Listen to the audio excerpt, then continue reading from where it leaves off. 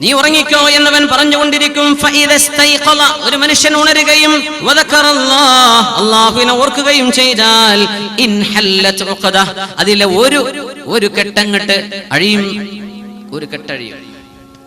എന്താ ചെയ്യണം? എഴുന്നേറ്റ് അൽഹംദുലില്ലാഹില്ലദീ അഹ്യാനി ബഅദമാ അമാതനി വഇലൈഹിൻ നുശൂർ. ഫഇൻ തവല്ല, വുളു എടുത്താൽ രണ്ടാമത്തെ കെട്ടഴിഞ്ഞു, മൂന്നാമത്തെ കെട്ടഴിയാൻ നിസ്കരിക്കണം. നിസ്കാരം കൂടെ കഴിഞ്ഞാൽ 3 കെട്ടുമഴിയും.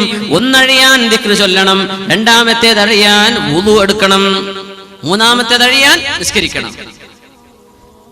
ഈ 3 കെട്ടുമഴിഞ്ഞാൽ ആ ദിവസം അവൻ ഉന്മേഷവാനാണ്. ത്വയ്യിബൻ നഫ്സ്, മനസ്സിന് നല്ല സമാധാനമുള്ള ആളായിരിക്കും അവൻ.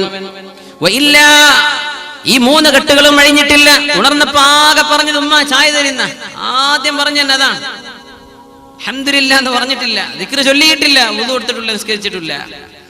അങ്ങനെ വന്നാൽ അസ്ബഹ ഖബീസൻ നഫ്സി കസ്ലാൻ, മടിയനായി, മോശപ്പെട്ടവനായി, മനസ്സമാധാനം നഷ്ടപ്പെട്ടുകൊണ്ടാണ് അയാൾ എഴുന്നേൽക്കുന്നതെന്ന് പരിശുദ്ധ റസൂലുള്ളാഹി സ്വല്ലല്ലാഹു അലൈഹി വസല്ലം. ഒരു ദിവസത്തിന്റെ ആരംഭം ഉന്മേഷം വേണോ?